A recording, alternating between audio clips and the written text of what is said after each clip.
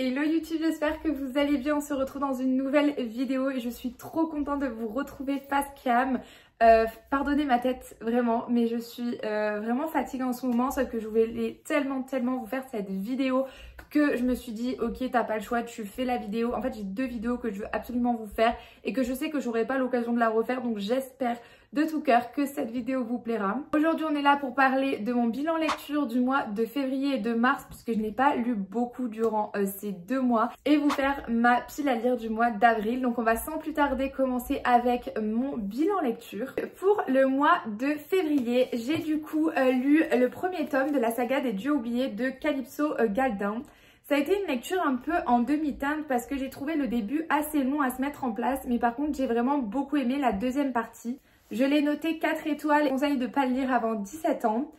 Vous allez suivre dans ce livre Corée qui un soir décide d'aller fêter son anniversaire dans une boîte de nuit qui appartient à Hades. C'est un chef de gang assez mystérieux et qui est très attiré par Corée, mais on ne sait pas vraiment pourquoi.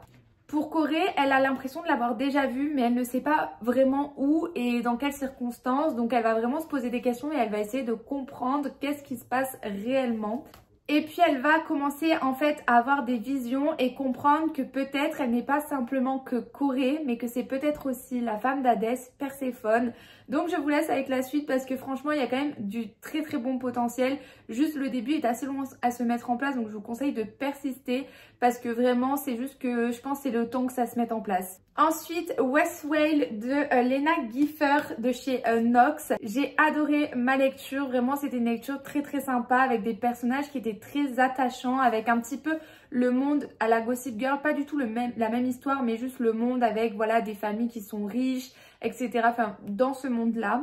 On est sur du Enemies to Lovers, donc c'est vraiment la trope que j'aime le plus. Je vous conseille de lire ce livre pas avant 16 ans et moi la note que je lui ai donnée c'était un 4 étoiles. Dans ce livre vous allez suivre Elena qui revient après 2 ans d'absence dans sa ville suite au décès de sa sœur. À l'époque, Elena elle avait pas du tout le courage de vraiment mener une enquête sur qu'est-ce qui s'est réellement passé le soir du meurtre. Mais 2 ans après, elle décide de vouloir vraiment remettre un petit peu l'image de Valérie en valeur et que tout le monde arrête de la prendre pour une mauvaise personne. Elle va faire la rencontre de Jezia qui est le frère d'Adam. Jezia lui en veut à la famille de Valérie et il en veut à Elena automatiquement puisqu'il pense que c'est à cause de sa famille que son frère est mort. Donc vous allez suivre vraiment une relation un petit peu interdite. Avec vraiment des protas qui sont très attachants et avec vraiment une tension entre eux. Donc vraiment c'était une très bonne lecture que je vous conseille. Et puis j'avais lu Evil, enfin j'ai DNF Evil à la page 230. Il y avait pas mal de potentiel sur ce livre puisque on allait suivre du coup un pensionnat pour les enfants rebelles de la haute société, donc vraiment ça avait l'air vraiment pas mal, mais malheureusement moi je me suis pas du tout attachée au personnage, ni même à l'histoire et ni même à la plume, mais je pense que c'est juste que j'étais pas dans un bon mood à ce moment là et j'en suis sûre que si je le relis j'en suis sûre que ça sera différent, donc je laisse en stand-by parce que je pense que je peux l'apprécier, juste je pense que c'était pas arrivé au bon moment et j'étais en train de rentrer dans une panne de lecture, donc ça m'a pas aidé. Du coup, le mois de mars, j'ai lu donc 4 livres en tout. J'en ai lu 3 en papier et 1 en numérique. Celui que j'ai lu en numérique, c'est Warrior. Donc c'est un Enemies to Lovers, une relation MM avec ce côté un petit peu rival, c'est proximité forcée. J'ai vraiment tout adoré. Je l'ai noté 4,5. Je vous conseille de le lire pas avant 17 ans. Parce qu'il y a quand même des scènes de smut assez explicites vers la fin du livre, mais j'ai vraiment adoré ma lecture. Vous allez suivre Aurélien qui vient d'arriver dans une nouvelle ville et dans une nouvelle équipe de basket. Il va re-rencontrer Léo puisqu'en fait il connaît Léo, puisque Léo était dans la même classe primaire, enfin dans la même école primaire que lui, sauf que Léo il a vraiment changé, il est complètement différent, maintenant il est très mystérieux, il est très violent, il cache vraiment plein de secrets, donc entre eux ça va être assez électrique, mais vous vous doutez bien que ça reste une histoire d'amour, donc les choses vont assez vite se développer entre eux. Et non, parce que c'est pas très vite, parce que c'est un slow burn, donc ça va prendre un peu de temps quand même. J'ai lu Magnolia Parks du coup de Jessa Hastings. Moi j'ai vraiment vu la vibe Gossip Girl, on m'avait pas menti sur ça. Je l'ai noté 3,75 et je le conseille pas avant 17 ans. Ça a été une lecture en demi-teinte, j'ai adoré le début, vraiment adoré, mais au bout de 300 pages, je commençais vraiment à en avoir marre parce que ça tournait vraiment à un jour oui, un jour il veut pas, un jour il couche avec une femme, avec un autre jour avec une autre. Enfin vraiment c'était assez... c'était une relation très toxique entre eux. Donc vraiment vers la fin ça n'allait plus vraiment pour moi dans cette lecture. Mais j'en suis sûre que plein de gens l'ont adoré. Donc c'est juste que je pense que moi j'en avais un peu marre au bout de 300 pages. Vous allez suivre du coup dans ce livre Magnolia et Beji qui sont ensemble depuis un peu toujours. Ils sont un peu âmes sœurs, sauf qu'un jour Beji fait une erreur, il va tromper Magnolia. Donc Magnolia va plus lui faire confiance, sauf qu'elle n'arrive pas à se détacher vraiment de lui. Donc ils vont continuer à avoir une relation assez bizarre. Ils vont être ensemble sans être ensemble, ils vont être amis sans être vraiment amis. Puis chacun veut se venger un petit peu d'une manière un petit peu différente. Donc il y a vraiment beaucoup de tension, de vengeance entre eux. Donc en soi c'était une bonne lecture que je vous conseille. N'hésitez pas à me dire si vous l'avez aimé dans les commentaires. Ensuite j'ai lu Italian Mafia et j'ai l'impression que je vais vous dire tout le temps ça, mais ça a été encore une fois une lecture à demi-teinte. J'ai trouvé l'histoire un petit peu trop longue. Tout était assez long à se mettre en place. Les protas étaient un petit peu moins attachants que dans le premier tome, je trouvais. Beaucoup moins d'action que dans le premier tome. C'est un beau parpaing, un beau bébé. Donc je pense que ça aurait pu avoir un peu plus d'action dans ce livre. Il y avait vachement de flashbacks sur la vie des protas et je trouvais que vraiment ça devenait un petit peu chiant au bout d'un moment parce que en fait on ne suivait même plus l'histoire actuelle. J'ai beaucoup aimé la plume mais juste voilà, l'histoire j'étais un peu plus mitigée, donc ça sera un 3,5 pour moi. Je peux pas vous faire un résumé parce que sinon je vais vous spoiler le premier tome et que si vous avez envie de découvrir le premier tome, je vais pas vous déranger dans la découverte du premier tome.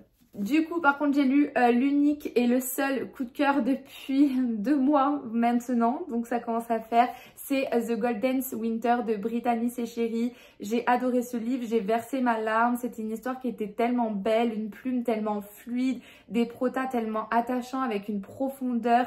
Vraiment j'ai tout aimé dans ce livre. Ce livre je vous conseille du coup pas avant 16 ans et je l'ai noté coup de cœur. J'ai oublié de vous dire mais Italian Mafia, pas avant 18 ans, c'est une dark romance. Donc on revient à The Golden Winter. Dans ce livre, vous allez suivre Milo et Starlet. Ils se rencontrent durant une soirée. Ils vont faire ce qu'ils ont à faire. Enfin bref, ils passent une bonne soirée. À la fin, ils se disent que bon, dans tous les cas, c'était juste pour profiter une soirée. Mais il se trouve que le lendemain, eh bien Milo va revoir Starlet, mais Starlet sera sa professeure. Elle est encore en études, elle doit faire des stages et elle finit par être la prof stagiaire de la classe de Milo. En plus de ça, eh bien Milo a tellement tout perdu dans sa vie, il est tellement triste et il n'arrive pas à s'en sortir que son oncle, qui est le directeur de l'école, décide de lui mettre un professeur particulier. Il se trouve que c'est Starlet, donc entre eux, il ne veut pas avoir le choix d'avoir une proximité forcée, mais des sentiments vont très vite apparaître entre eux. Ils vont se rendre compte qu'ils ont un passé assez ressemblant. C'était une lecture incroyable, je vous la conseille les yeux fermés. Et je sais qu'il a été vachement mitigé alors que vraiment je comprends pas parce que moi j'ai adoré. Et maintenant je vais vous présenter ma palle du mois d'avril. On va commencer par le premier, donc c'est un thriller puisque je pense que j'en ai marre de tout ce qui est romance et c'est pour ça que je rentre en panne de lecture. Donc c'est de Harlan Coben, ne le dis à personne. Il paraît qu'Harlan Coben est vraiment bon pour les thrillers, donc j'ai envie de faire confiance à ce que j'ai vu, on va dire, passer. Donc j'espère qu'il va être aussi bien que ce que j'en ai entendu parler. Le résumé m'a vraiment hypé. Donc c'est: imaginez, votre femme a été tuée par un serial killer. 8 ans plus tard, vous recevez un email anonyme. Vous cliquez, une image, c'est son visage en temps réel au milieu de la foule. Impossible, pensez-vous. Et si vous baisiez, ne le dites à personne.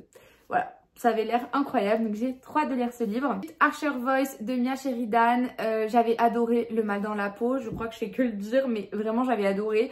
Donc j'avais vraiment envie de découvrir un nouveau livre d'elle et celui-là me tentait vraiment beaucoup. Vous allez suivre dans ce livre Brie qui va quitter sa ville natale puisqu'elle a vécu un drame qui fait qu'elle n'arrive pas à se reconstruire.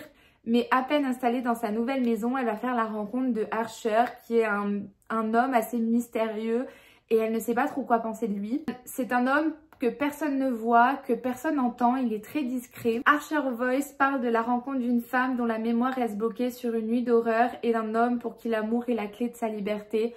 Voilà, moi, des phrases comme ça, je peux que aimer. Donc j'ai hâte de découvrir cette histoire. Ensuite, je me suis mis un livre de Laura Eswald qui est du coup My Escort Love. J'aime beaucoup Laura Eswald pour tout ce qu'elle a fait, que ce soit la saga des Bodyguards, que ce soit Après la tempête, enfin vraiment j'ai tout adoré d'elle. Donc j'ai trop hâte de découvrir un autre livre et du coup celui-là je l'avais trouvé d'occasion, donc ça a l'air vraiment pas mal puisque c'est du Laura Eswald en fait tout simplement. Vous allez suivre Pradelle qui est une fille assez timide, qui est passionnée de dessin, mais elle est surtout vierge. Elle est complexée par cette situation, du coup elle va décider d'y remédier un petit peu. Et c'est comme ça que Noah va rentrer dans sa vie. Donc écoutez, entre eux, je pense que ça va être une relation assez drôle, assez sympa. Donc j'ai hâte de découvrir ça. Franchement, ça a l'air vraiment pas mal.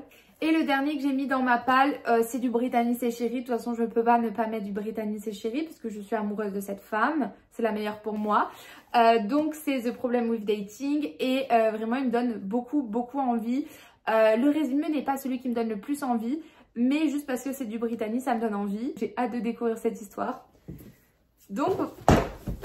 Oh, alors j'ai tué le premier livre, bon heureusement qu'il était d'occasion à 3 $ vous me direz, et heureusement que c'est du Laura Eswald donc je vais le garder dans tous les cas. Oh, chier.